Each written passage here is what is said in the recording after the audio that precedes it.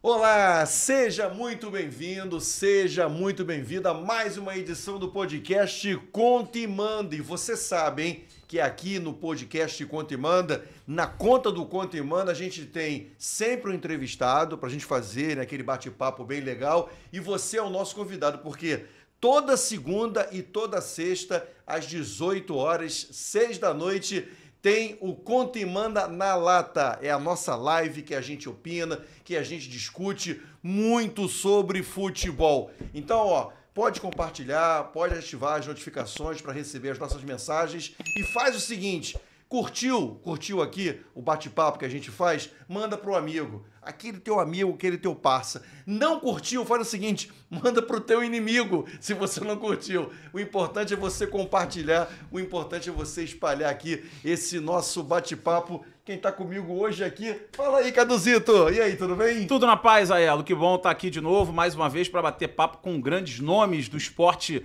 brasileiro. E esse não é diferente, hein? E esse não é diferente, né? Com uma trajetória muito bacana no futebol carioca, no futebol brasileiro, com aventuras e peripécias fora do Brasil também. E mais, assim, eu sempre fico muito feliz quando a gente tem a oportunidade de ter aqui, né, nesse nosso bate-papo aqui no Conta e Manda, o cara, né, que é um baita profissional e consegue também levar isso para fora do campo. Ou seja, é um baita profissional e um baita ser humano. Porque às vezes você, né, e é normal isso acontecer, às vezes você tem um cara que é muito bom dentro das quatro linhas, ou seja, muito bom, é profissional, e a gente assim, mas esse fulano aí fora de campo é complicado. Não dá pra confiar. Esse aí, rapaz, tem um gênio.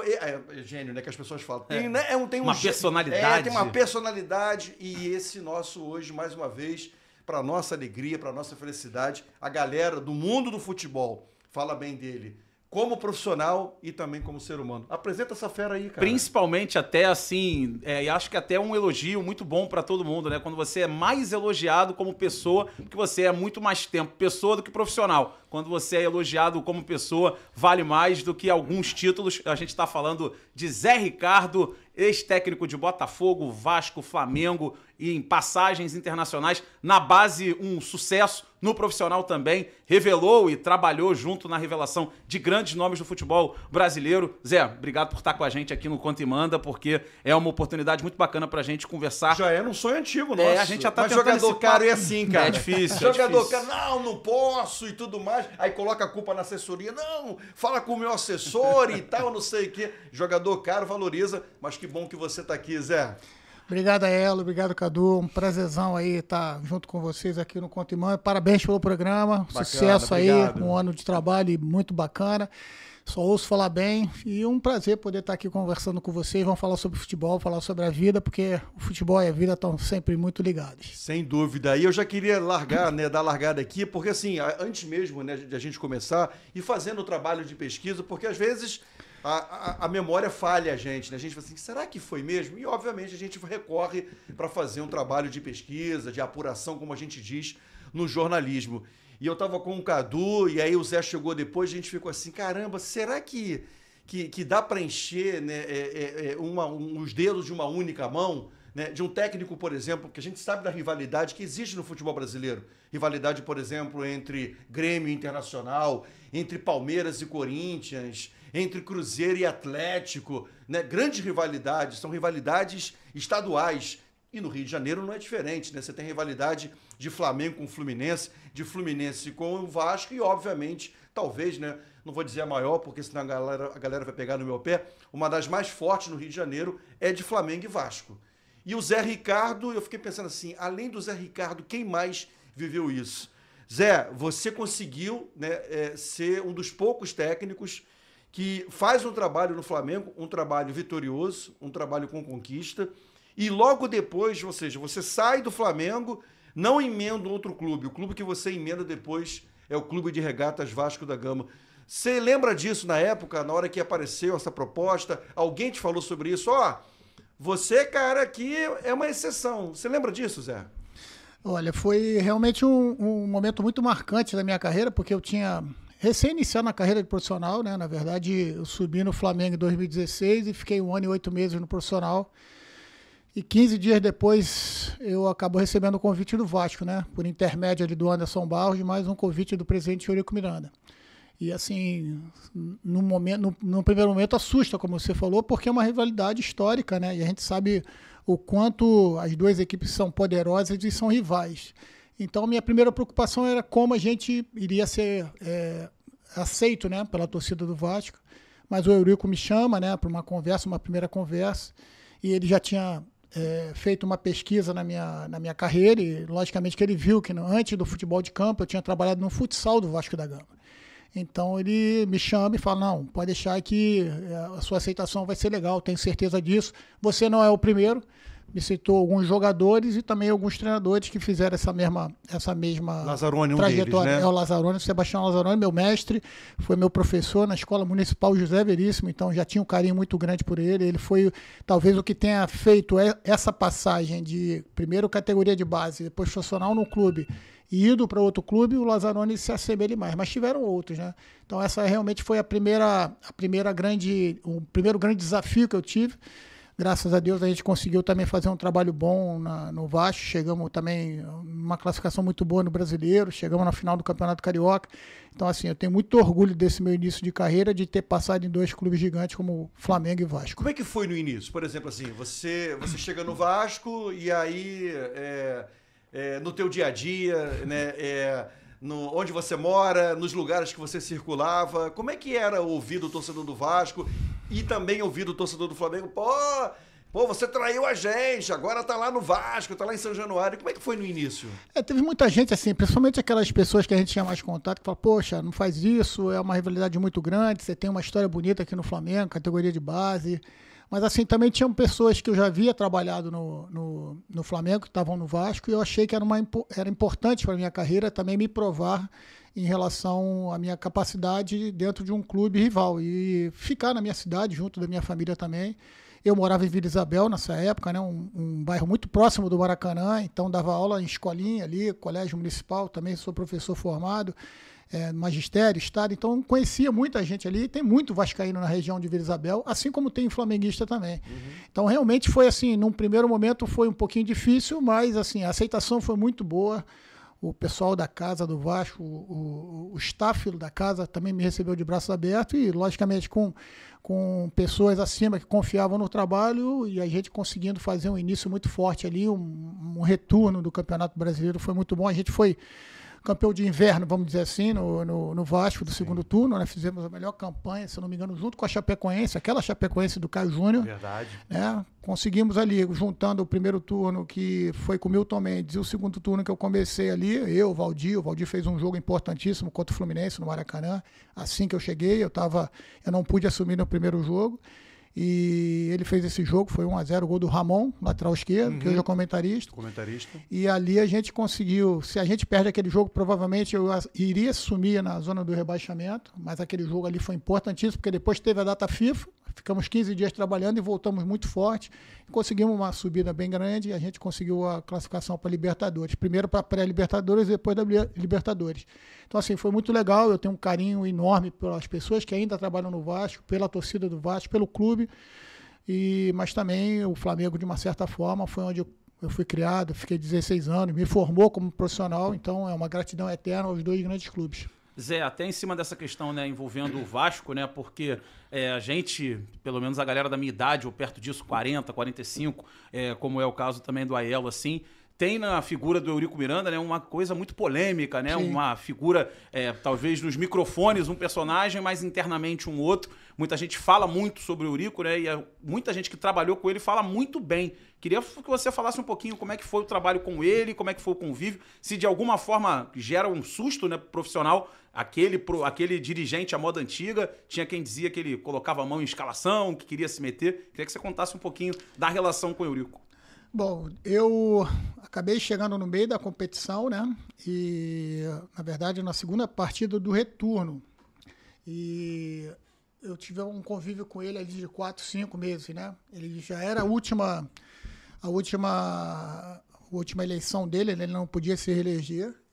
E ele já estava passando por problemas de saúde, né? Então ele tinha ciência que a gente ele não ia conviver muito tempo junto. E ele me deixou extremamente à vontade. Eu não tenho nenhum tipo de reclamação a fazer dele. Tudo aquilo que ele cumpriu e disse que ia fazer com a gente. O Vasco vivia um momento dificílimo, né? De 2 meses, 3 meses, salário atrasado. Salário de imagem, então, ainda muito mais. Tinham jogadores que estavam há muito tempo lá, por exemplo, dá um exemplo, Martin Silva, né, o goleiro. Ele tinha ali, acho que 9 meses de salário de imagem atrasado, porque aquilo ali não dava o direito dele sair, né? Mas o passe, né, na época, então, né? era sempre um problema a gente ter esse tipo de insatisfação dentro do grupo. Mas aí eu solicitei, eu pedi algumas coisas para ele, porque a gente pudesse melhorar um pouco o bicho, que era uma coisa que ele estava se mantendo em dia, né? Colocar todo mundo, todo o staff, todo o pessoal interno ali que participava do futebol, mesmo que fosse num patamar menor, mas que também participasse, tudo. E isso foi muito bom, porque a gente, com todas as dificuldades, a gente conseguiu trazer um ambiente muito agradável pra gente. A nossa equipe era uma boa equipe. Tinha uns problemas, mas era uma boa equipe. Ele montou um bom elenco. A gente tinha Gilberto na lateral direito, junto com o Pikachu. Na zaga a gente tinha Anderson Martins, Breno, Paulão. Ramon na esquerda. O Henrique, Nenê. A gente tinha uma boa equipe. Wagner, Matheus Vital, Paulinho, André Rios, que estava também fazendo um trabalho muito interessante pra gente. O Wellington Martins, ainda num momento muito legal.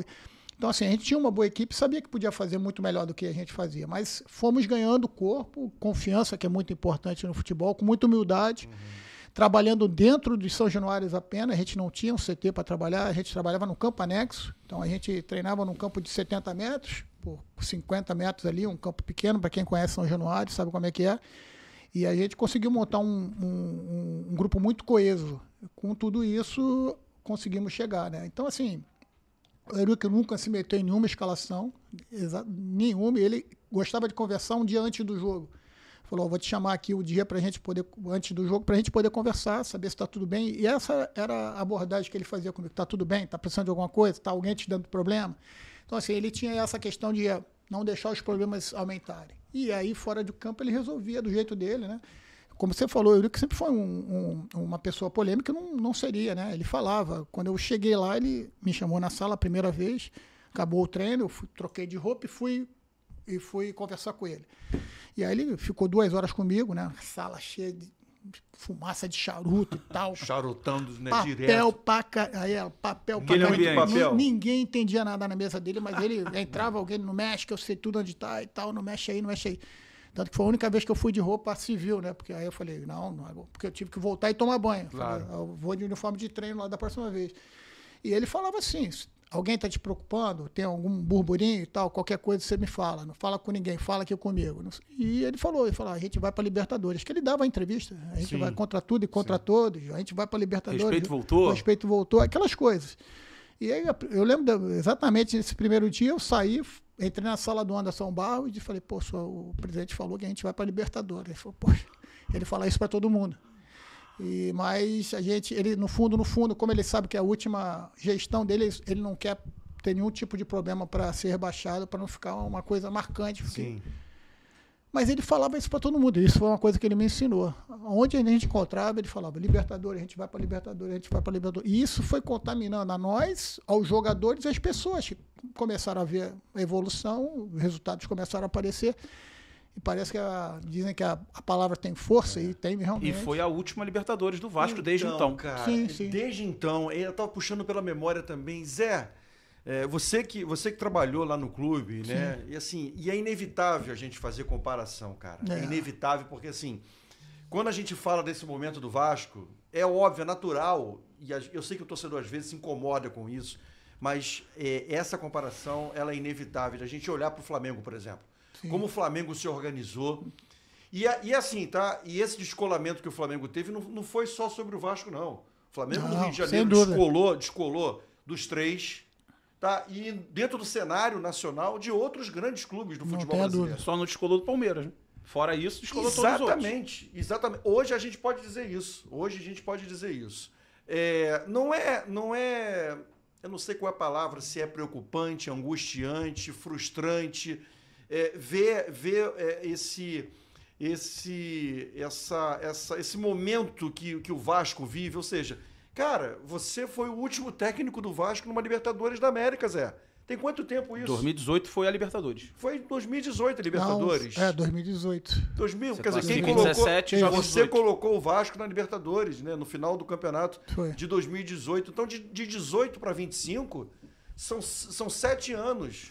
Se não ganhar a Copa do Brasil, só em 27. Então, cara, não é, repito, não sei se tá frustrante, preocupante, não sei o que é. Qual é o sentimento que você percebe nisso? Eu não falo isso com nenhuma alegria, sabe? Porque eu vejo que o Vasco é um time que tem uma força incrível, uma torcida apaixonada, uma torcida que costuma dizer, e com toda razão, que não é um clube que tem uma torcida, a torcida que tem um clube, porque toda a história do Vasco, né? Toda a história de construção dos ex-imigrantes, né, que ajudaram a construir São Januário. Então, a história do Vasco ela é muito bonita, né? Então, é um sentimento de pertencimento realmente. E como a gente treinou muito em São Januário nessa época, e alguns dos treinos eram abertos, porque não tinha como evitar que as Só pessoas... pode entrar no clube, né? Exatamente. Você percebia o carinho dos torcedores com o clube, né? Qualquer manifesto que o Vasco faz, que peça ajuda para a torcida, é um absurdo, né? Não sei se você lembra, na época do sócio-torcedor, o Vasco bateu todos os recordes.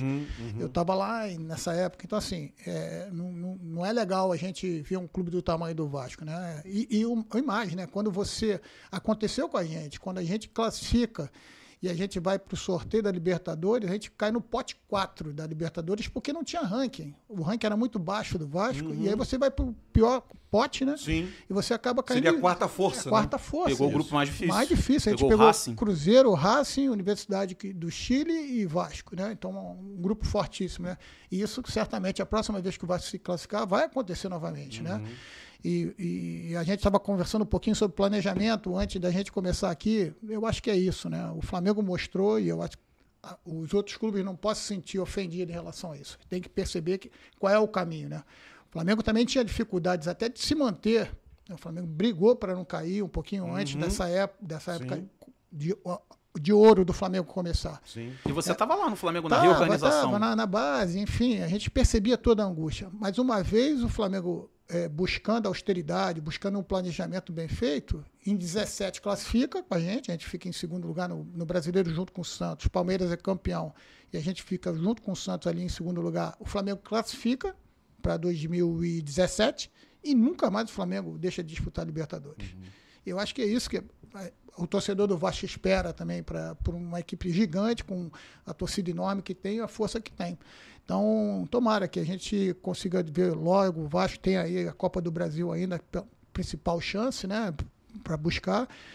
A Copa do Brasil desse ano, depois da eliminação de Flamengo e Palmeiras, eu penso que qualquer das 4 equipes tem chance de brigar por esse título. Vão ser 2 semifinais bem disputadas e certamente a final também não vai ter favorito. Até assim, né? Dá pra sentir no Zé, e acho que é até a opinião de todo mundo, né? A partir das eliminações de Palmeiras e Flamengo, as competições abrem pra todo mundo. Do tipo, se não tiver Flamengo e Palmeiras, todo mundo tem as mesmas chances. E é o cenário atual do futebol, né? É porque o momento vai fazer muita diferença. A gente está falando do Vasco aqui, que é o clube que a gente mais citou, há um mês atrás... 4 vitórias seguidas. 4 vitórias seguidas. E agora 5 derrotas E seguidas. se a semifinal é naquela época, o Vasco, né? Sim. Agora o Cruzeiro, que tinha dado uma caída, cresceu novamente. De novo. Temos o Corinthians, que é sempre muito forte. O Fluminense né? cresceu. E o Fluminense, que naquela época estava mal, até perde para o Vasco nessa sequência de 4 jogos, perde jogando mal, e o Vasco assim, muito acima, e agora está numa sequência muito boa. Verdade. Então, o que vai acontecer depois, né, da final do Brasileiro na semifinal é uma incógnita. Por isso que eu digo que está muito aberto. Qualquer um dos 4 pode chegar e ser campeão.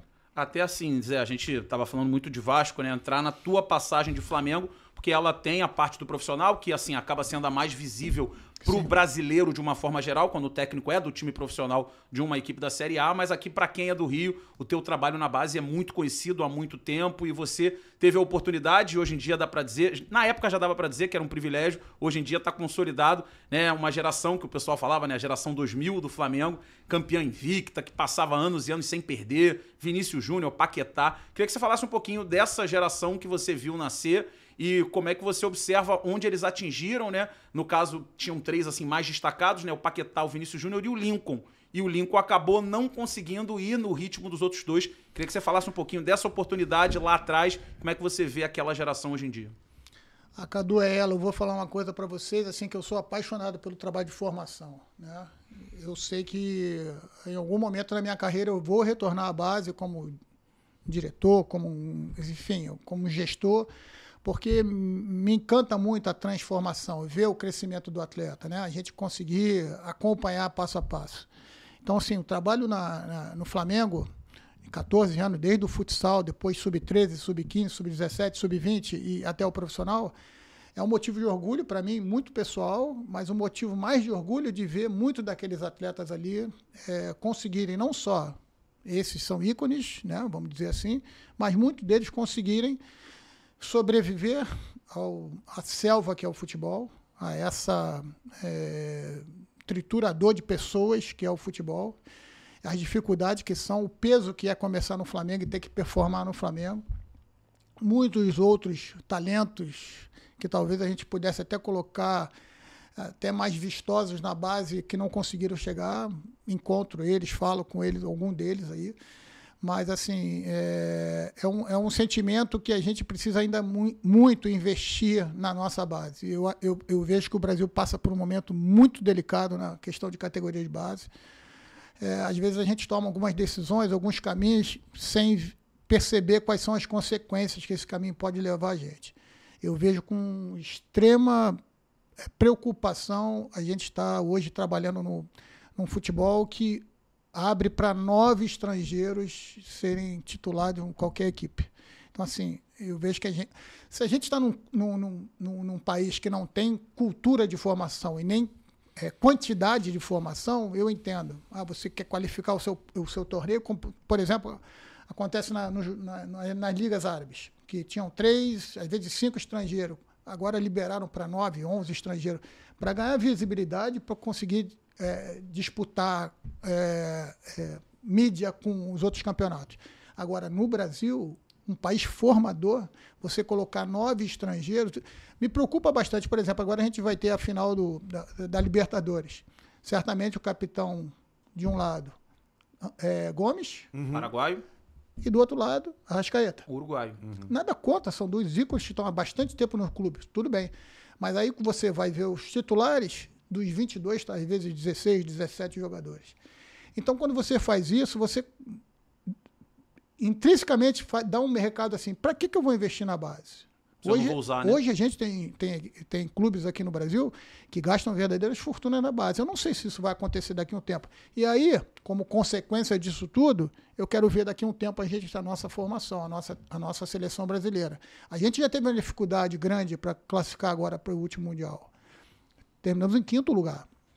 Alguém tem dúvida se fosse outro tipo de fórmula de disputa, a gente talvez pudesse vir a ficar fora de um campeonato? No modo antigo teria que ir para repescagem. Se fosse o modelo europeu, né, que é muito mais difícil. A gente vê grandes seleções aí, por exemplo. O Gattuso, o técnico da Itália. Eu ia entrar nisso. Daqui a pouco a FIFA pode determinar, perder uma vaga aqui, perder uma vaga ali. Então, assim, a gente toma as decisões e não vê consequência, não vê responsabilidade de quem toma a decisão. Eu acho que uma decisão dessa necessitaria de uma participação de todos, cara.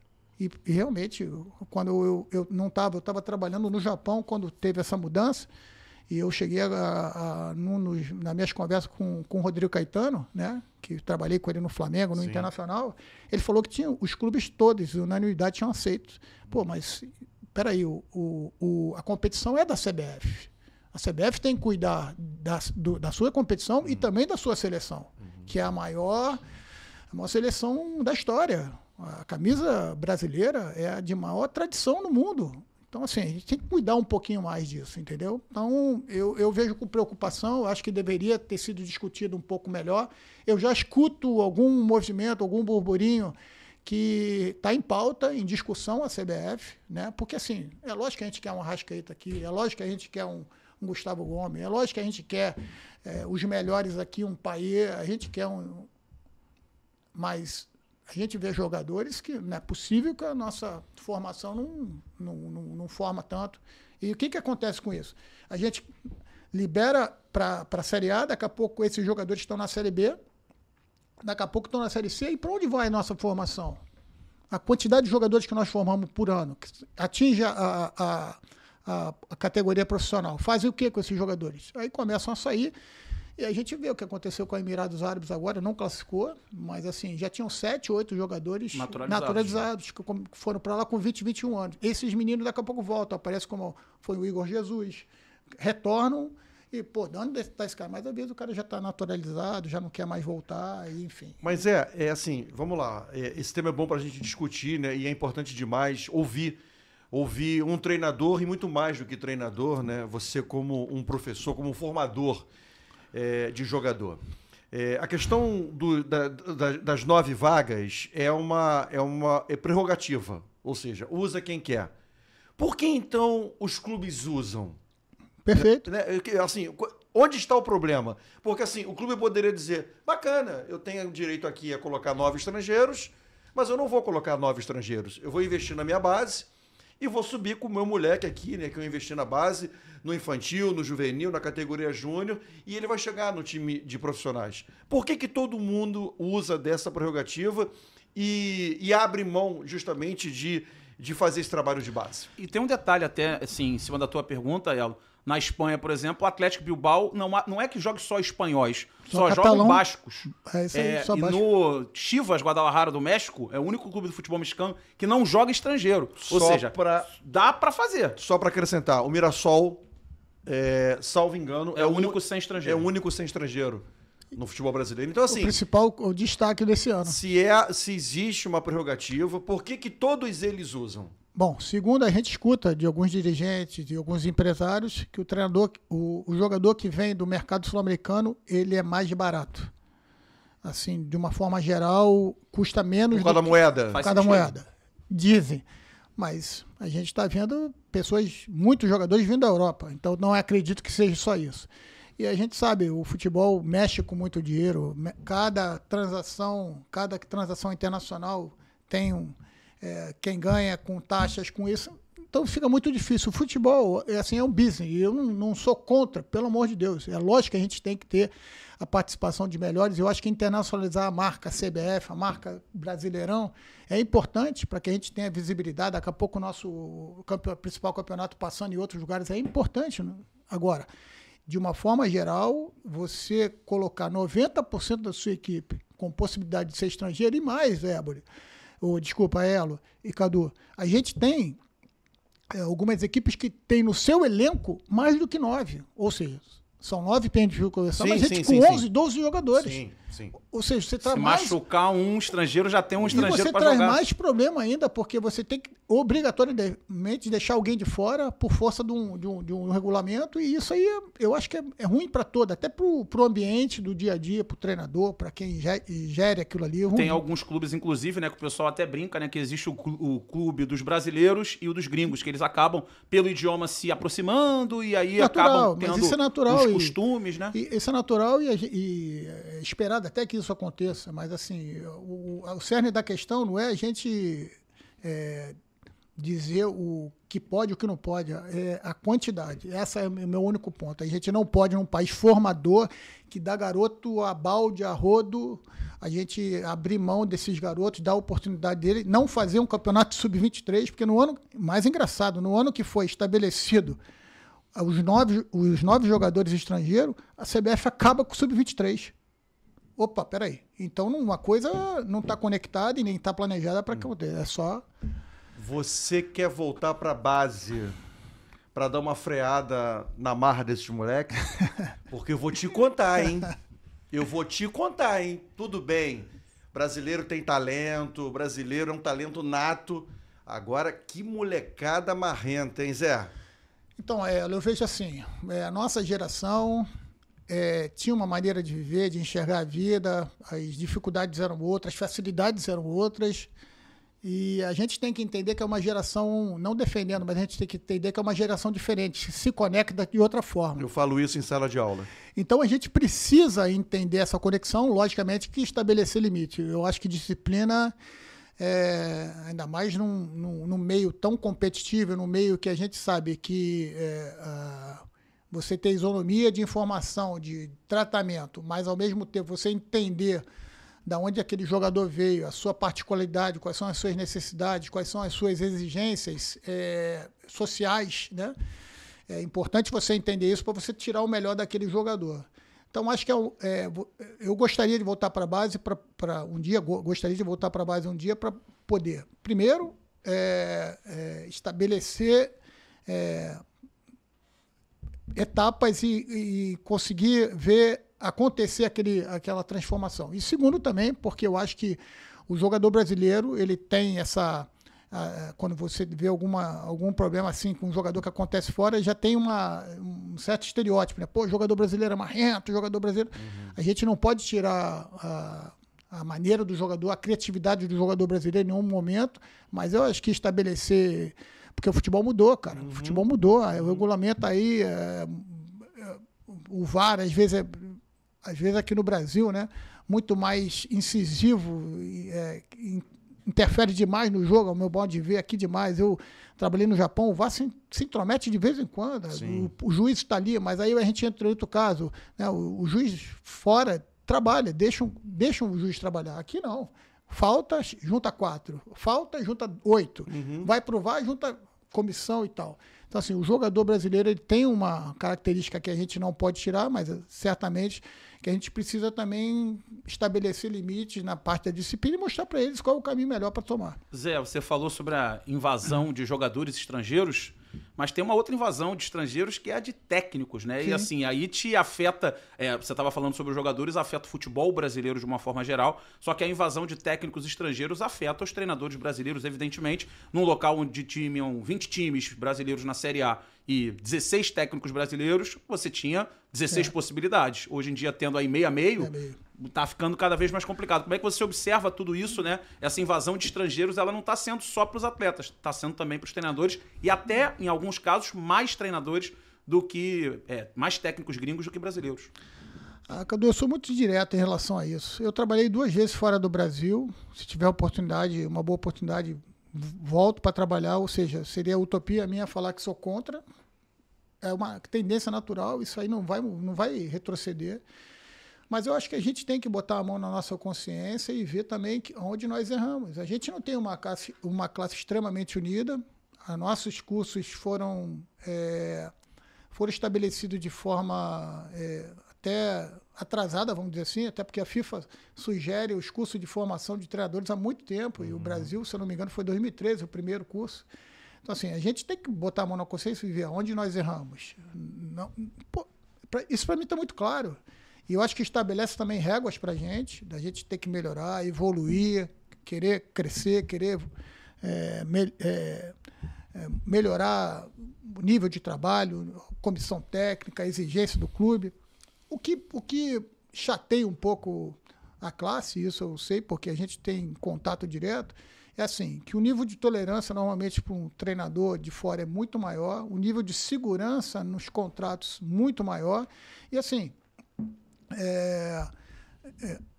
às vezes utiliza o fato de ser um treinador estrangeiro para servir de mais um escudo perante daqueles que estão acima, né, os caras que mandam, né, que se sentem que com um treinador estrangeiro vão ter um pouco mais de tempo, um pouco mais de tranquilidade. A cobrança é em cima deles agora, né? Mas comigo não. Exatamente. Então, assim, trouxe o técnico estrangeiro que vocês queriam agora. Exatamente. Então, assim, é uma conjunção de fatores, mas eu seria aqui muito inocente falar que também a gente não teve culpa nisso aí, porque a gente precisa continuar evoluindo.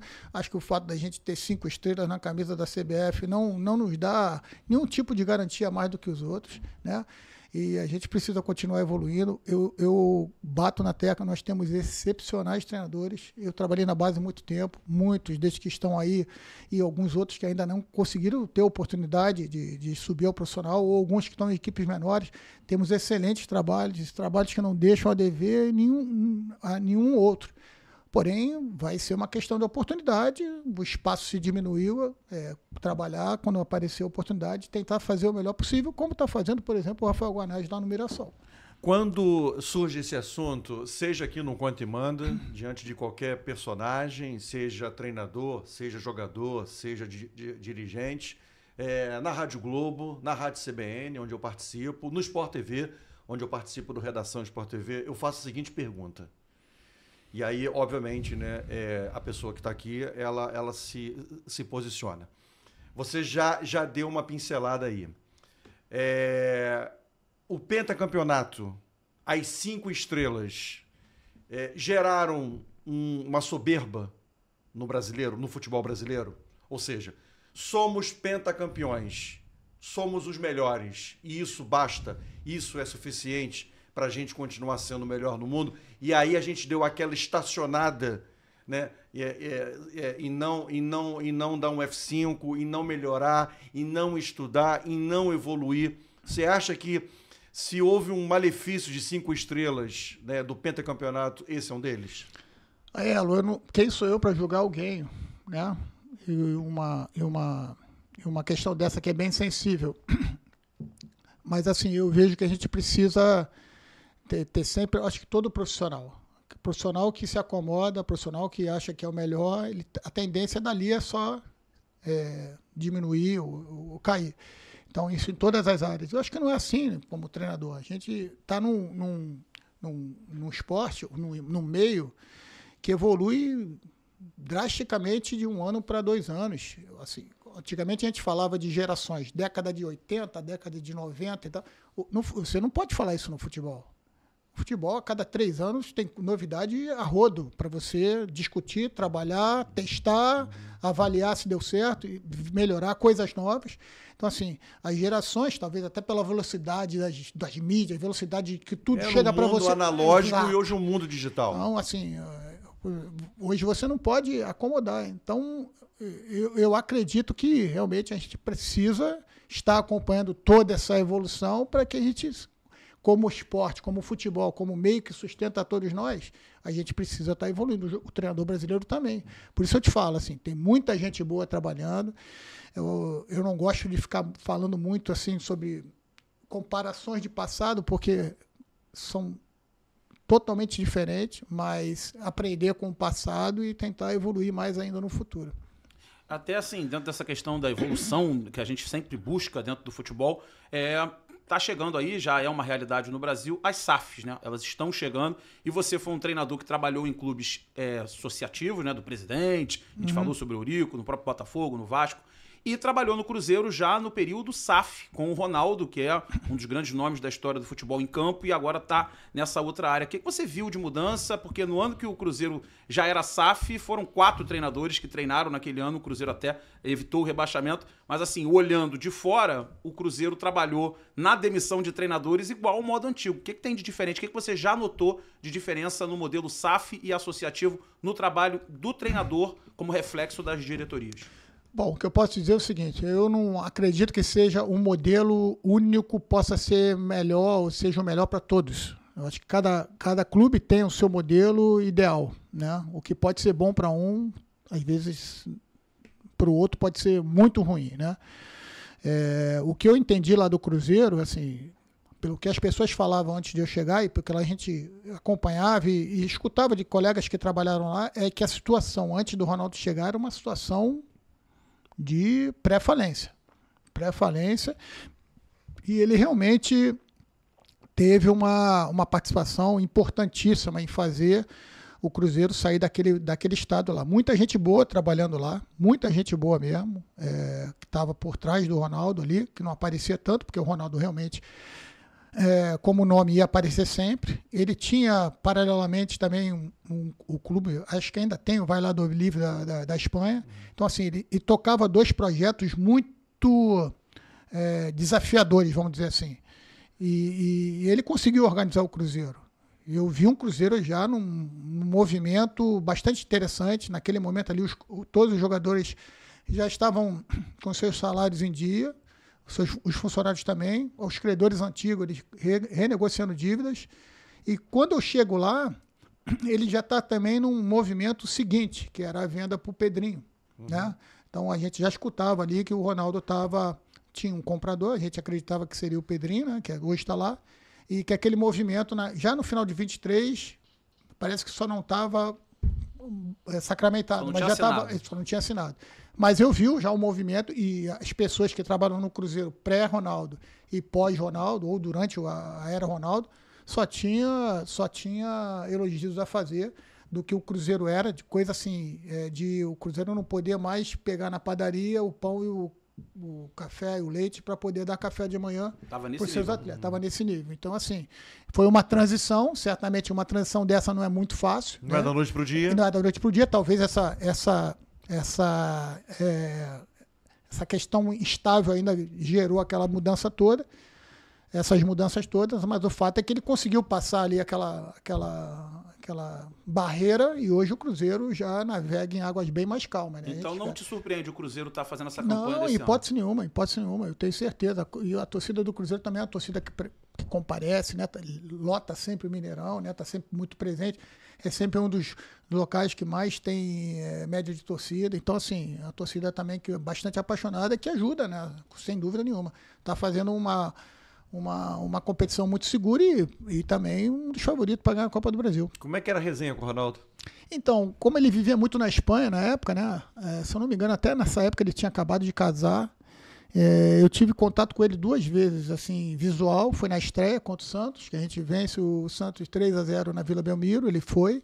E ali eu conheci o Ronaldo, né? Na verdade, eu já conheci, assim, muito en passant, mas ali eu conheci, batemos um papo bem tranquilo, e contando as histórias quando ele jogava no São Cristóvão, que eu também joguei no São Cristóvão, categoria de base. Então, assim, eu brinquei com ele que ali naquela... Aqui jogou o Fenômeno. Eu falei, pô, se tu olhar bem pequenininho ali na Fonte 5, tem ali o Zé Ricardo também, brincava com ele. Aí, enfim...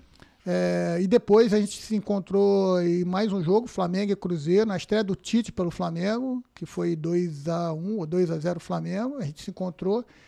E acho que mais uma ou outra oportunidade. Eu não tive tanta, infelizmente, até porque ele já estava fazendo esse processo e ele estava muito tempo na Espanha. Mas foi sempre muito tranquilo. O Ronaldo é um ícone, né? Um mito aí. Então a gente tem que estar batendo palmo, porque ele tomou uma decisão corajosa, né? Porque a situação não era fácil, ele mesmo fala isso, né? E ainda bem que deu tudo certo. Hoje, não só ele, como ele conseguiu fazer o que ele queria, né? Entregar o Cruzeiro numa condição melhor. E o Cruzeiro também agora já tem uma situação muito mais tranquila. Já que eu mencionei aqui o Ronaldo, qual foi o jogador mais inteligente, aquele jogador que mais correspondeu dentro de campo aquilo que você pensava, aquilo que você treinava, aquilo que você queria que fosse feito, cara? Então, assim, vamos falar assim de setores, né? Eu tive no Vasco 2 zagueiros que quando jogavam juntos eram coisa linda de ver, que era o Breno e o Anderson Martins. Esses 2 jogadores, o Breno infelizmente com a sequência de lesões no joelho dele principalmente, e o Anderson Martins, que era uma situação que já estava também mais se aproximando do final de carreira, mas 2 jogadores extremamente inteligentes, jogadores que conseguiam arrumar a verdadeira equipe, como os 2 tinham muita qualidade, eles eram praticamente meio de campos ali atrás jogando, né? Então, assim, muito bons jogadores. Meio de campo, alguns jogadores importantes, né? O D'Alessandro no Internacional, por tudo que ele representava, né? Everton Ribeiro, um jogador raro de se ver jogar, um cara sensacional, um campo inteligente, entendia. O próprio Alan Patrick, né? Naquele primeiro momento no Flamengo, infelizmente a gente não conseguiu ter a manutenção dele, né? O Shakhtar pediu para ele voltar em 2017, senão a gente teria certamente um time até melhor.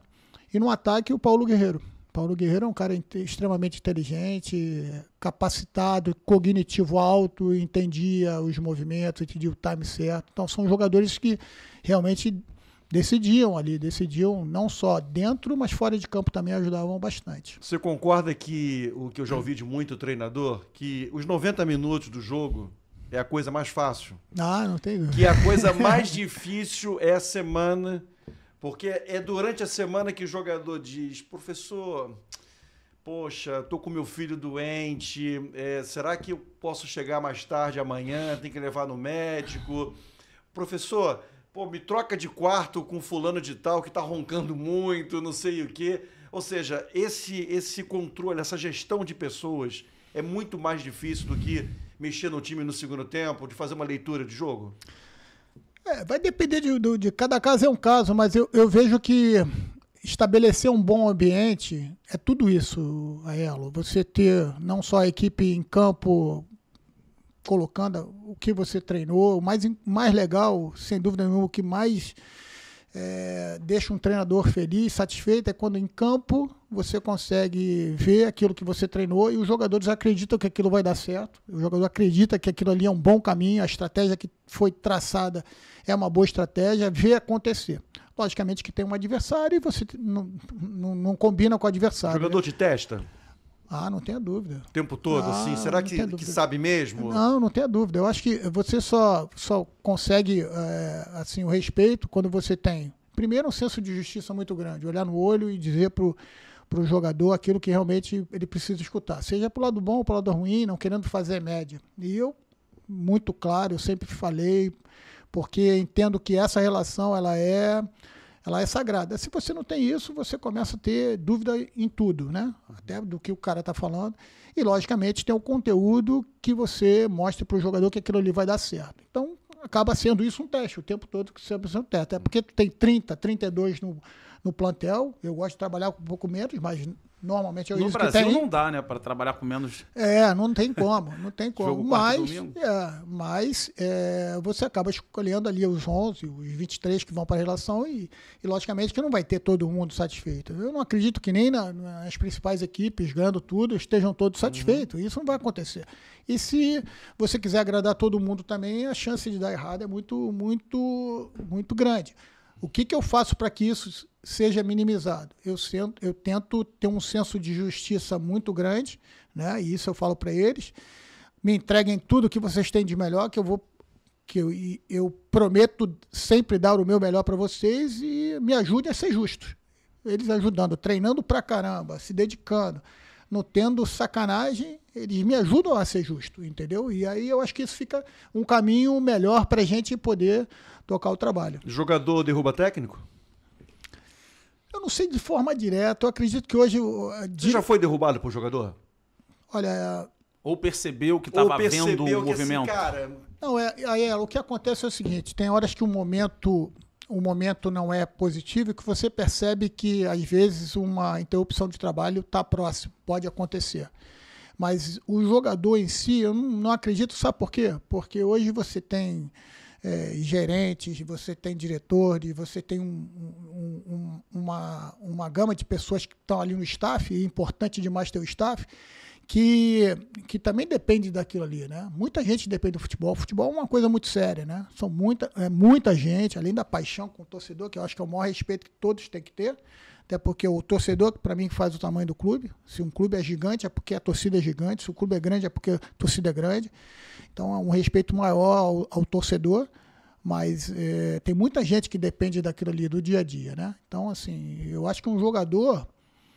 de repente, se for uma coisa muito direta, muito latente, pode até acontecer de mostrar para quem gere que a coisa não está andando. Mas eu nunca senti isso naqueles trabalhos que eu tive. Até queria te perguntar em cima do que você estava dizendo sobre ser justo, né, com o jogador. E a gente teve um caso muito surpreendente e até queria que você falasse um pouquinho sobre a entrevista coletiva pós-jogo na cabeça do treinador, né, que é uma pressão. Você acaba de pegar um adversário, um jogo intenso, 10, 15 minutos depois você tem que encarar ali alguns jornalistas que estão bem ou mal representando o torcedor. E foi numa entrevista coletiva, talvez uma das mais emblemáticas, que o Felipe Luiz recuperou o Pedro, né, porque a gente não tem acesso ao GPS, né, dos treinamentos, mas o treinador, evidentemente, a comissão técnica também. E o Felipe Luiz deixa claro que o Pedro, a alguma altura do campeonato, não estava apresentando os índices. E ele fala isso de forma muito clara na entrevista, acho que meio que choca todo mundo. Normalmente o treinador usa a entrevista coletiva mais para tranquilizar a situação. Quando você fala em ser justo com o jogador, é mais ou menos um pouquinho do que o Felipe Luiz fez de forma pública, é o que você acha que tem que ser feito de forma privada? Como é que você encarou aquela coletiva do Felipe Luiz para recuperar o Pedro e mudar o ambiente do Flamengo? Bom, Cadu, eu penso que você foi muito bem na tua colocação aí. Foi uma entrevista que chocou muita gente, né?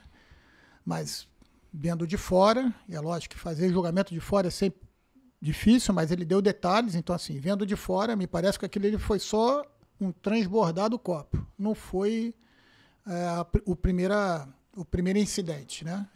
Já vi alguma coisa que levou o Felipe tomar aquela decisão de fazer aquilo da maneira como foi feita, né? E choca porque é um treinador que está iniciando uma carreira extremamente promissor, extremamente capacitado, um cara que passou por onde passou e foi muito vencedor, mas eu acho que ele também sabe do tamanho que ele tem. Foi um jogador vitoriosíssimo, inclusive no Flamengo, e ele fez isso também alicerçado em cima de toda essa história que ele tem. Não sei se um treinador que não tivesse o histórico que ele tivesse falaria aquilo para um jogador tão importante quanto o Pedro. Mas eu acho que ali eles sabem muito bem o que cada um representa, né? E o Pedro é um jogador, ia ter uma história gigante no Flamengo, né? E um precisa do outro. Tanto que o Pedro, quando está em condições e jogando, ele rapidamente faz quantidade de gols aí que os demais têm dificuldade. Então, assim, eu gosto de individualmente tratar de forma mais reclusa, né? Mas ali eu acho que houve um transbordar do copo ali e que foi bom para o Pedro, foi bom para os dois. O Pedro voltou a jogar em altíssimo nível, uma pena que se machucou agora, né? E parece que não joga a final da Libertadores. E o Felipe, assim, mostrou que realmente tem um grupo na mão. Então, foi um ganha-ganha, né? Mas foi um risco, né? Foi, sem todo mundo ganhou, mas esse risco eu acho que até de forma... Tem hora que tem que correr. Tem que correr, não tem jeito. Felipe Luiz é bom mesmo ou é bom porque é técnico do Flamengo? Se fosse técnico do Três Coquinhos, não teria essa badalação toda? Bom, eu não conheço pessoalmente o Felipe, ainda não tive a oportunidade, né? Mas assim, tem muita gente que trabalha no Flamengo que ainda... E assim, o que todo mundo fala é que é extremamente estudioso, escuta, bom ouvido, que é uma coisa importante, e um cara que passou por onde passou, né? Foi titular de seleção brasileira, foi um dos maiores vencedores aí do Flamengo na história recente, teve contato com nível de treinamento muito alto, teve contato com nível de treinadores muito alto e foi adversário de talvez dos principais jogadores do mundo. Não tem como, não tem conteúdo, não tem como. E aí, logicamente, que as dificuldades de quem está começando uma carreira no profissional, que é diferente da base, ele teve a preocupação de também passar um tempo na base, é totalmente diferente. Eu acho que ele está em evolução, em franca evolução, e eu espero que seja mais um treinador aí brasileiro que possa galgar aí cada vez mais a carreira dele e, quem sabe, a gente possa ter aí um futuro treinador da seleção brasileira também. Não vejo nada, até porque esse tipo de acervo que ele traz, ele é muito valioso. Logicamente que você ser jogador, eu não fui jogador, eu joguei até o sub-20 apenas. Acho que já me ajudou, imagina ele que tem essa bagagem toda. Seleção brasileira, Chelsea, Atlético de Madrid por anos, né? Tá maluco. Eu queria voltar num ponto até da pergunta do Aiello sobre a questão de tem muito jogador que está numa marra muito grande, que é na base ainda, por um período que você teve no Flamengo, até já tornou isso público, que foi a tua relação com a família do Paquetá, quando o Paquetá estava no Sub-15, que eles ficaram te ameaçando de, se tirar o meu filho, eu vou botar ele em outro clube. E aí você tomava as decisões que tinha que tomar e depois no Sub-17 sobe o Paquetá e você sobe junto. Como é que é isso? Pai e mãe hoje em dia, até tem pai e mãe, no caso mais pai, empresário de atleta, ameaça muito na base, meu filho é um talento, se não botar pra jogar, eu vou levar pro rival. Conta essa história pra gente. Não, comigo nunca aconteceu isso. Na verdade, não foi uma ameaça. A gente percebeu que a gente tinha contato, né, com os pais do Paquetá normal, assistia o jogo, assim, um contato muito superficial e, logicamente, que quando ali o movimento ali da gente usar outros jogadores, porque a gente entendia que o Paquetá também precisava, como todos os outros, na base eu vejo que a gente precisa oportunizar. O Paquetá é um jogador talentoso desde sempre. E a gente sabia que o Paquetá, bem trabalhado, poderia dar um grande jogador. E ele tinha aquele problema de maturação mais tardia, né, lenta, e aí a gente entendeu que os processos tinham que ter um pouco mais de cuidado. Logicamente que nas nossas reuniões de categoria e de departamento, sempre pintava os jogadores, jogador de nível A, nível B, o jogador que a gente vê projeção e tal, e o Paquetá sempre esteve lá no topo, né? Mas naquele momento ali a gente oportunizou outros jogadores também, e a gente percebeu que tinha ficado um pouco aquela coisa, poxa, o treinador chegou, tinha acabado de voltar, eu tive uma saída do Flamengo em 2008, eu saí, depois voltei em 2012, foi nessa ocasião. Ficou ali uma certa, o treinador não gosta do meu filho, mas não era nada disso, longe disso, né? E aí eu vou depois para o Sub-20, eu passo para o Sub-20, ele vai para o Sub-17, e quando ele chega lá no primeiro ano, o Paquetá já é um outro jogador, até porque ele faz um trabalho, o Flamengo tinha aqueles planejamentos individuais, né? Plano de trabalho para cada jogador, um grupo de jogadores, ele entra num trabalho também de ganho de massa muscular, ele faz um trabalho muito bom também, a família dá condição para ele começa a se desenvolver, e o talento estava sempre ali, a gente nunca duvidou disso, tanto que nas nossas reuniões nunca foi cogitado, em nenhum momento o Paquetá saiu, eu escutei alguém aí falando que o Paquetá quis sair, se foi por causa dele, ele queria alguma coisa. Do Flamengo, as reuniões que eu participei, nunca. E aí, quando ele chega nos juniores, a gente tem que dar folga para o pessoal de terceiro ano, que era o 95, que eles tinham todos profissionais e tem que dar um mês de férias, eles disputam o campeonato, a Taça Guanabara, e eles saem de férias, e o Paquetá, na Taça Guanabara, não joga, está fazendo um trabalho de força, o professor Spinelli. Quando ele volta para Taça Rio, que o pessoal está de férias, ele já está um monstro, jogando muita bola. Quando os meninos 95 voltam de férias, falei, agora vocês se viram para ganhar essas vagas aí. Quem tiver melhor vai jogar. E o Paquetá atropelou. Arrebenta. Aí quando eu estou na Copa São Paulo, no ano seguinte, 2016, ele já é titular. E você, Flamengo é campeão. Flamengo é campeão, ele é um dos principais. Contra o Corinthians, né? Contra o Corinthians na final. Porque a Copinha tá para começar, inclusive, né? E agora o Flamengo não vai jogar a Copinha, assim, até surpreendentemente. Eu li, eu não sei, aí é difícil fazer o comentário, mas é uma pena, né? Porque é uma competição extremamente tradicional, visibilidade. Mas eu acho que, assim, eu entendo, tá? Eu entendo, porque a Copinha começa a sofrer um esvaziamento por causa do calendário. Exatamente. Estadual, gente, estadual não. Não, porque o estadual, os meninos do 20 estão jogando estadual. Sim, cara. E aí você joga a Copinha com 17. Mas agora, ano que vem, é muito mais do que isso, porque o brasileiro começa. Ainda tem isso. Então, da Copa do Mundo, assim, né? As versões anteriores sofriam pro estadual, agora já vai ser pelo brasileiro. Agora eu sei, mas qual é a relação de campeonato brasileiro e Copinha? É que o moleque que jogaria a Copinha, ele vai jogar o estadual.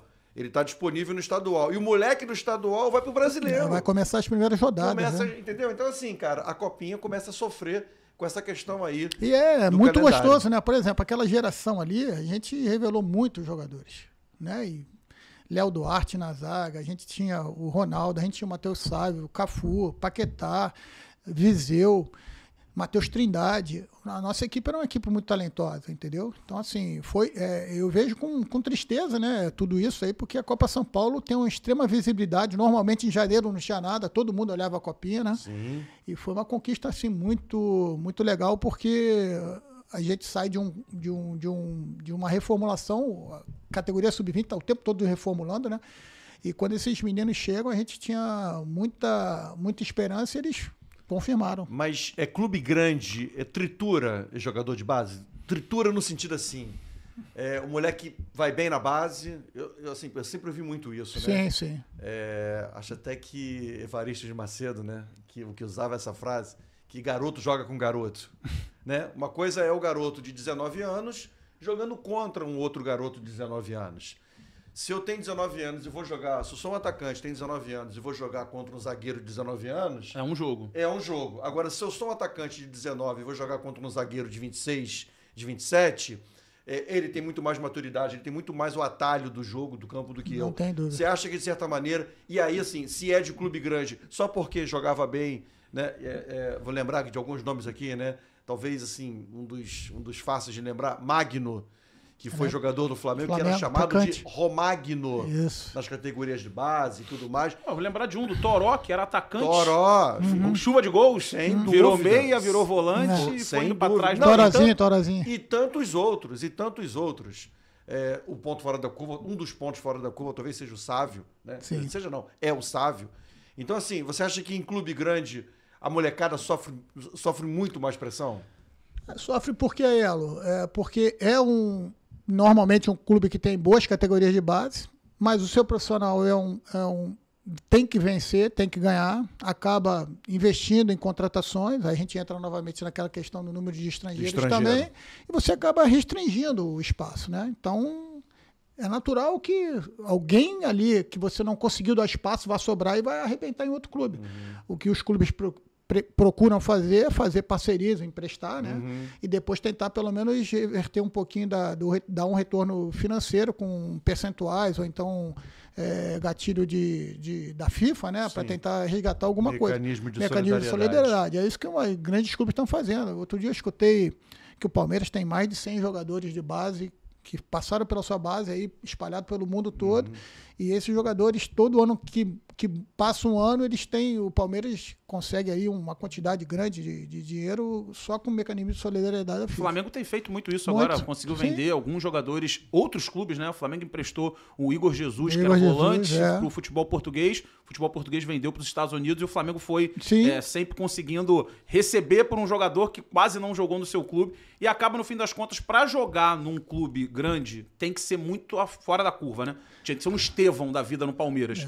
O Palmeiras vem batendo campeão no Sub-17, Sub-20 aí todo ano. Mas pra jogar, agora tá aparecendo esse menino Alan, pela ponta direita, que é muito bom. Mas assim, se não for muito fora da curva, e principalmente do meio pra frente, joga um pouco. Zagueiro, goleiro, lateral, de base, Flamengo e Palmeiras, é raro. É raro.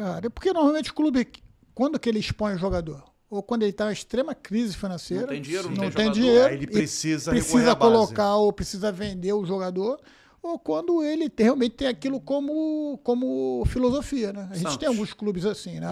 Exatamente, que acabam colocando jogadores para jogar. Zé, você teve recentemente, nesse ano de 2025, trabalhando na Série B do Campeonato Brasileiro, no Criciúma. Cara, assim, como é que tá jogar a Série B atualmente? Você consegue estabelecer a diferença do jogo de Série B para o jogo de Série A? Qual é o macete? Existe macete para jogar a Série B, diferentemente, por exemplo, de jogar a Série A? Queria que você desse um panorama sobre o que é ser um profissional hoje que atua na Série B do Campeonato Brasileiro. Bom, eu vejo que, pelo menos eu penso dessa forma, eu quero montar o melhor time possível. Eu quero montar o melhor time para jogar com os melhores jogadores. Mas isso custa dinheiro, né, Zé? Custa dinheiro. Né? Então, assim, montagem de equipe... Tá igual a mim, né, Zé? Eu chego lá no supermercado, quero comprar o melhor sabão em pó. Tem isso aqui, essa marca aqui. Ah, eu não posso. Aí eu vou lá e pego o mais barato. Ah, pô, mas esse mais barato aqui não vai limpar como esse aqui limpa. Cara, mas eu não posso, não tenho dinheiro para ter o melhor. Sem dúvida. Você tem que fazer essa conta, né? Até porque existe outros aspectos muito importantes na Série B, que boa parte das equipes não são de capitais. E o Brasil, como ele é extremamente dificultoso você jogar a Série B. Você tem que ter uma logística muito boa. Eu estava ouvindo no início desse ano, no final do ano passado, o Gilmar Delpozo, treinador da Chapecoense. Sim. Ele falava que ele preferia deixar de contratar 1 ou 2 jogadores para melhorar a logística da Chapecoense, que tinha sofrido muito em 2024. Quase caiu para a Série C. Eu não sei o que aconteceu, mas realmente o que mostra é que se planejou, porque a Chape fez um campeonato muito regular e acabou subindo. Talvez um dia encontrando ele, eu participei de uma aula, dei um curso na CBF Academy, ele estava participando, ele estava assistindo a aula, e ele me contou isso. Um dia ainda vou perguntar para ele se realmente melhorou. Mas é uma amostra que, se você não tem uma boa logística, a Série B necessita disso, você vai sofrer. Existem equipes que gastaram orçamentos até maiores ou igual a alguma daquelas equipes que estavam lá embaixo na Série A e não conseguiram subir.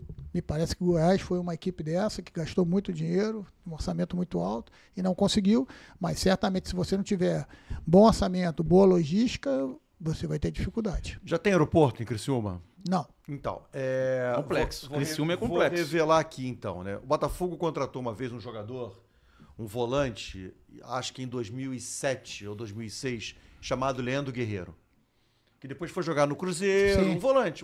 Sim. E o Botafogo contrata esse jogador do Criciúma. E aí eu, pela Rádio Globo, pela Rádio CBN, cobrindo o Botafogo e viajando, né, pelo Campeonato Brasileiro. E aí um belo dia tô eu, né, chegando no aeroporto para voltar para o Rio de Janeiro e encontro o Leandro Guerreiro. Aí eu falo assim, caramba, pô, eu tô cansado, cara. Imagino vocês que jogaram O jogo terminou ontem, 11h30 da noite, são 6 da manhã, e a gente tem que voltar para o Rio agora. Ele falou assim, Aelo, isso aqui é moleza perto do que eu sofri no Criciúma. É isso. Porque ele contou o seguinte, o Criciúma vai jogar contra o Amazonas. Vai cruzar o Brasil. Você sai de Criciúma de ônibus... Ou vai para Floripa ou vai para o Rio Grande do Sul. Vai para Floripa ou Porto Alegre para poder pegar um avião. Isso assim, ó, sem ter atraso, sem ter um nevoeiro, sem ter nada. Aí você sai. Primeiro que não tem voo direto. Não tem, Guarulhos. De Floripa para Manaus. Você tem que parar. Ou Guarulhos ou Brasília. Cara, aí você chega em Brasília, vai, né? Aí joga. A que horas é o jogo? 9h30 da noite de sexta-feira. Aí você tem que fazer tudo de volta para chegar. Você sofreu com isso? Sofri. Você acha que isso impacta mesmo? Ah, não tenha dúvida. Como é que era a recuperação dos caras? Você tem que trabalhar com no seu limite, mas um limite responsável. Senão você acaba com o jogador. Nível de treinamento, normalmente quando você vai nessas viagens, você vai 2 dias antes para você fazer o pré-treino nessa cidade. Porque senão o cara chega lá destruído. Então, tu imagina. E Amazonas ainda é capital. Existem alguns clubes que não são na capitais. Então, tu tem que ir para essa capital e dali... Para fazer uma segunda viagem de ônibus. Então, é difícil. Tem jogador de Série A e tem jogador de Série B? Olha, eu acredito que existem oportunidades. Vou fazer aqui uma comparação que muita gente fez quando o Mirassol começou a aparecer. Uhum. Tem muito jogador ali que subiu com o Mirassol da Série D. Uhum. Emerson Negueba, o próprio Gabrielzinho, que jogou no Flamengo, está lá há bastante tempo, jogou Série D, jogou Série C. Alisson, que agora voltou, estava jogando no Vila Nova. Uhum. São jogadores que jogaram toda a Série C, Série D, Série B. E hoje estão numa equipe de destaque. Eu acho que existe oportunidade, existe bons trabalhos e existe você potencializar a sua equipe, o coletivo da sua equipe. Dá para perceber que é uma equipe que coletivamente é muito forte e aí dentro do coletivo forte eles acabam aparecendo. Agora, eu queria falar contigo, assim, de uma passagem, a gente falou do Flamengo, do Vasco, e você teve uma passagem também no Botafogo, que termina, né, muito feia pro torcedor que esteve no aeroporto naquele dia. Sim. E eu queria entender como é que foi aquela logística, né, porque você acaba sendo desligado quando o Botafogo é eliminado pro Juventude na Copa do Brasil. Sim. E aí você desembarca no Rio de Janeiro, o clube chega, a pressão da torcida estava lá, e tem, quem não lembra, se pesquisar na internet vai ver o absurdo que foram, as ofensas e as ameaças. Queria que você contasse um pouquinho como é que foi aquele dia, o que aconteceu, quem falhou com você para te deixar tão exposto a ponto de ter torcedor quase que gritando no seu rosto naquela ocasião. Cadu, é uma passagem que eu não gosto muito nem de lembrar, porque assim, é desagradável não só pelo fato que foi, né, mas é agradável por ser humano, né, assim, acho que ninguém merece aquilo, né. E engraçado que o trabalho no Botafogo foi assim, talvez o trabalho mais difícil que eu tive.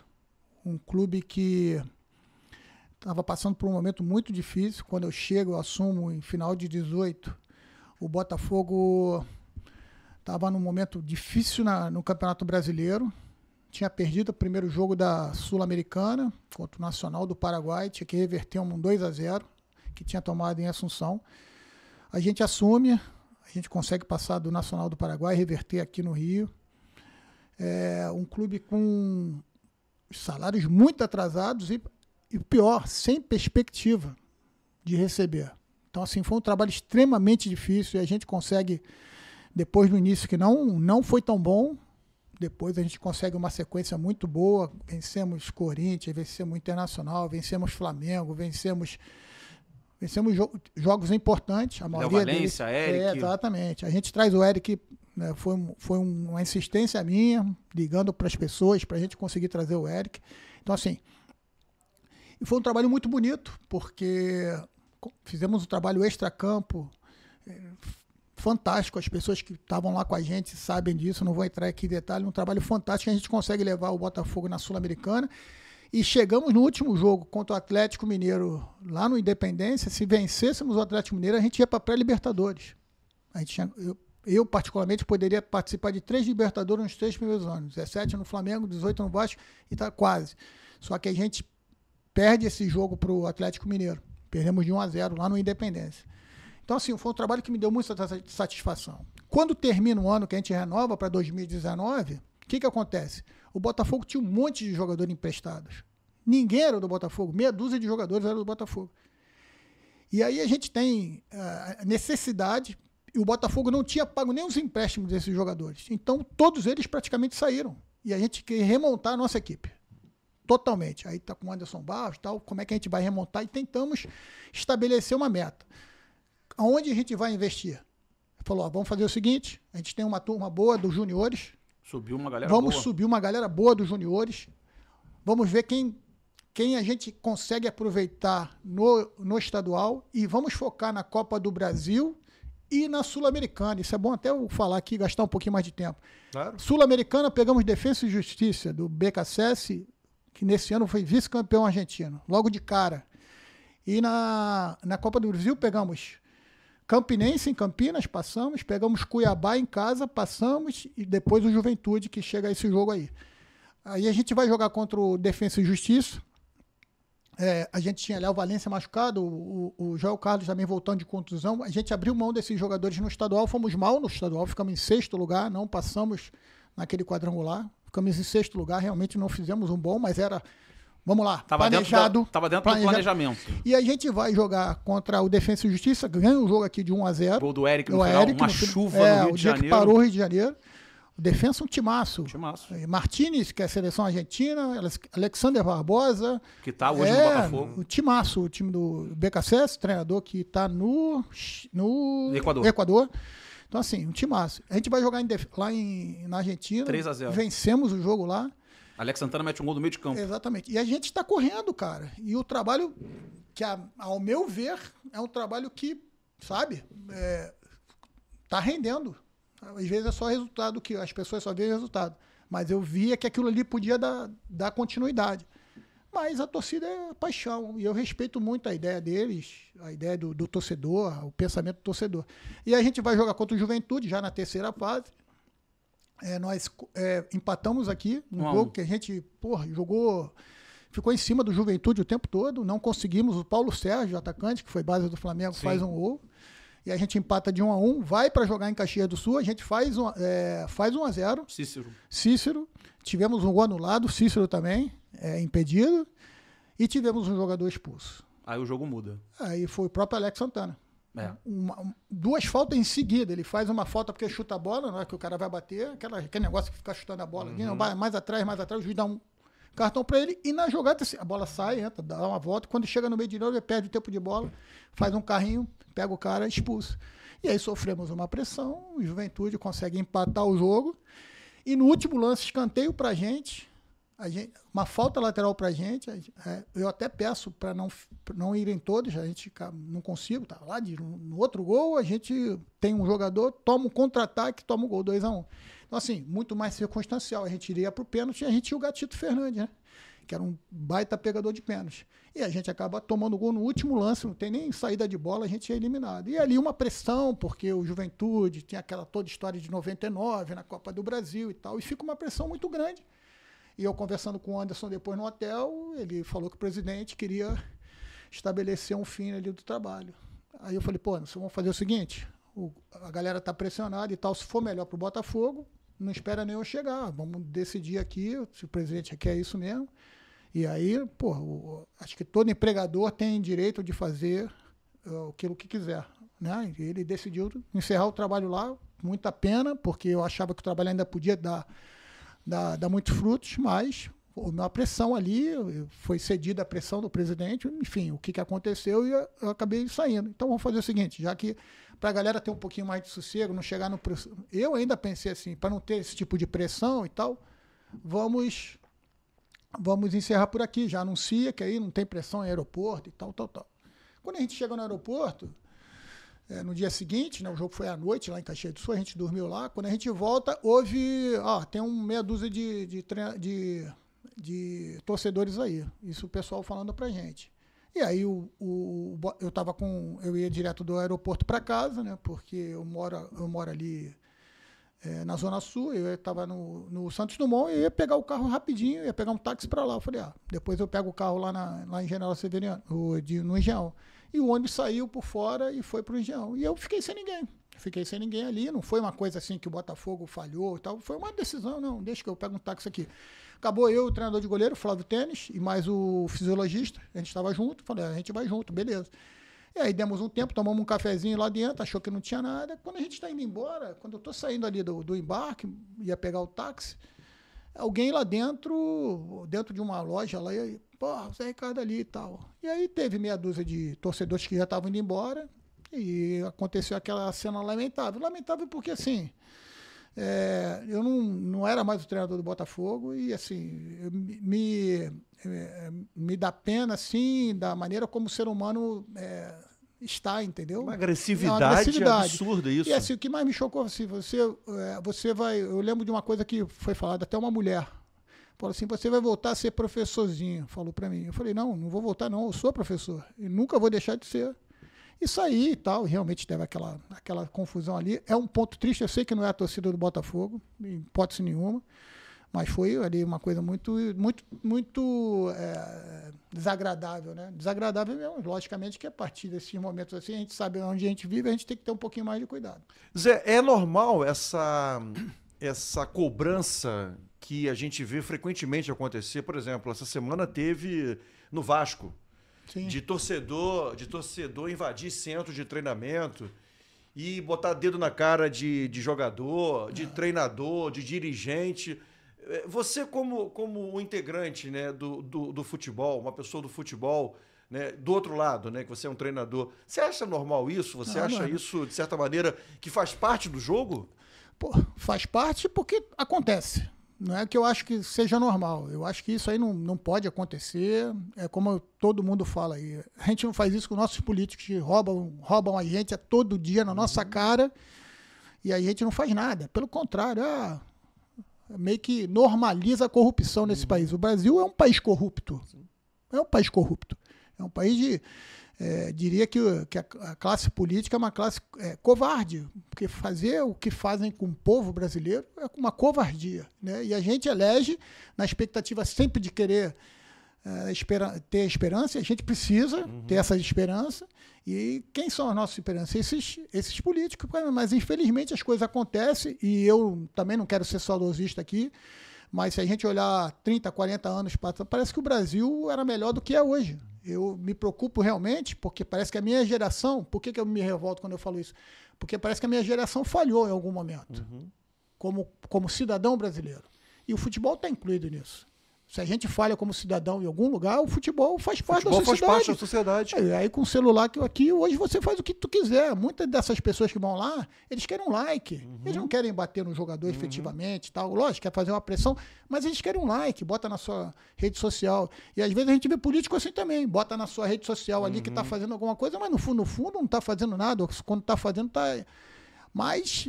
é o país que nós vivemos, cara. É o país, a gente precisa... Então, me chateia a gente não se revoltar com essas coisas que estão na nossa cara, né? Nos serviços que deveriam ser uma obrigação, serviços de qualidade, que deveriam ser uma obrigação dos governantes. Um direito nosso a gente não ter, e quando tem, parece que estão fazendo um favor para a gente, porque as pessoas não entenderam que nós que somos que devemos comandar. O dinheiro é nosso, todos nós.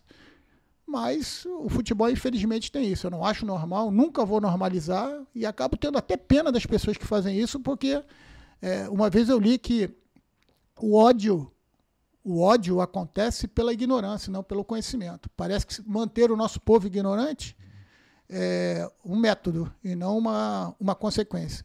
Então, assim, se a gente tivesse conhecimento das coisas, a gente não teria tanto ódio aqui. Enfim. Quer dizer, o cidadão não cobra o político, mas ele cobra o treinador, ele cobra o jogador. Eu acho que pode cobrar, vai lá na torcida, xinga, fala o que tem que falar, enfim. Mas ali, acho que o treinador é um profissional, o jogador é um profissional, não tenho dúvida nenhuma que estão tentando fazer o seu melhor. A gente vê cada semana acontecendo isso.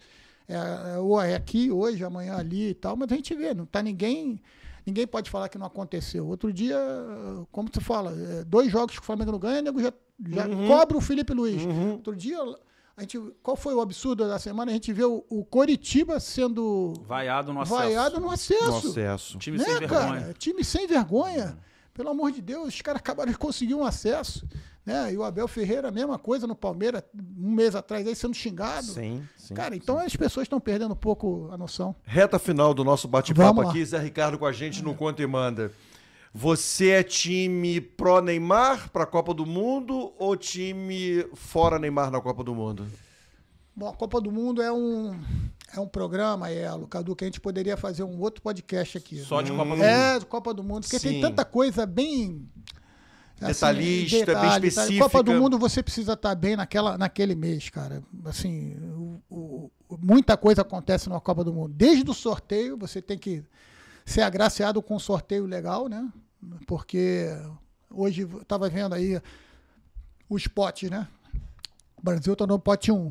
Mas se você olha o pote 2, tem time muito forte. Sim. Pote 3 tem equipes muito fortes. E no pote 4 tem equipes que não têm a tradição, mas que tem um futebol que hoje você vê e fala assim, muito poxa, arrumado. Complica. Sim. Então, desde ali, eu acho que os jogadores têm que estar no seu ápice físico, técnico, emocional. O ambiente vai ser importantíssimo.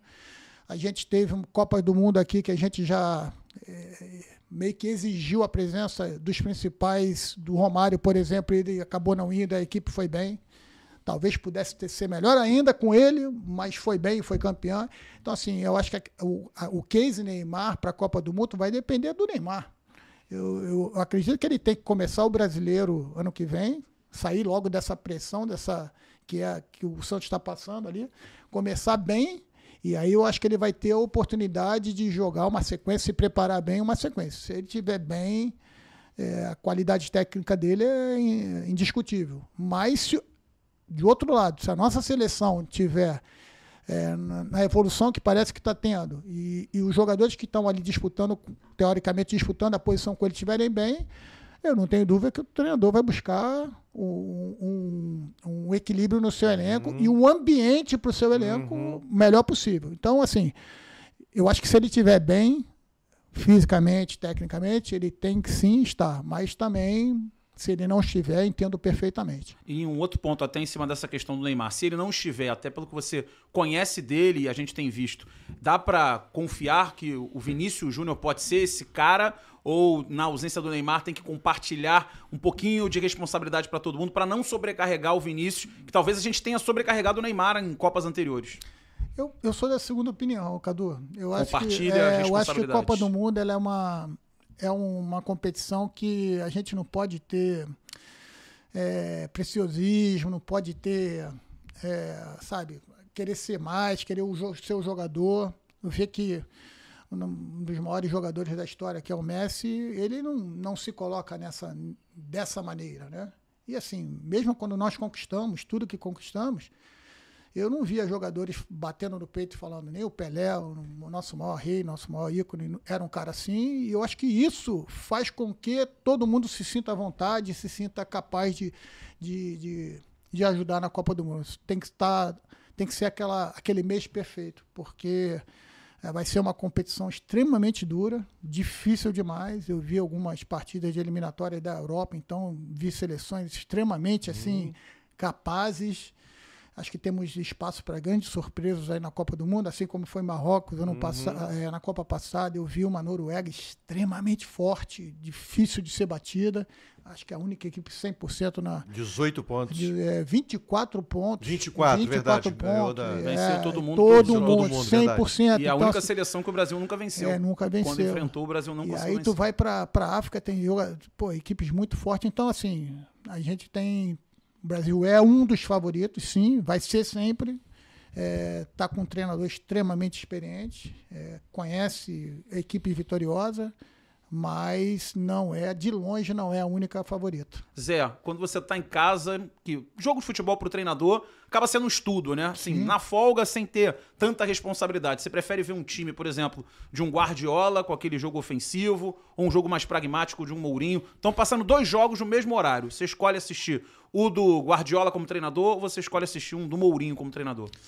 Bom, vou te falar mais ou menos como é a minha rotina. Eu, de manhã, levo meu filho na escola e tento cuidar um pouco da saúde, né?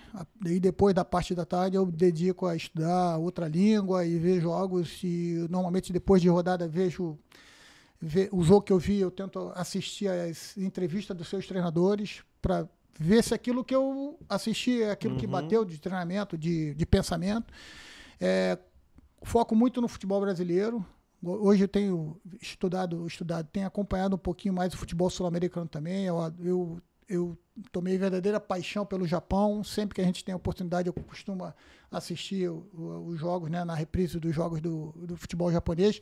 Mas eu gosto de uma equipe bem jogada. Essa semana na Champions eu vi Chelsea e Barcelona, né? Infelizmente teve uma expulsão logo do Barcelona e acabou tendo um jogo um pouco desigual, mas o jogo bem jogado me agrada sem dúvida nenhuma.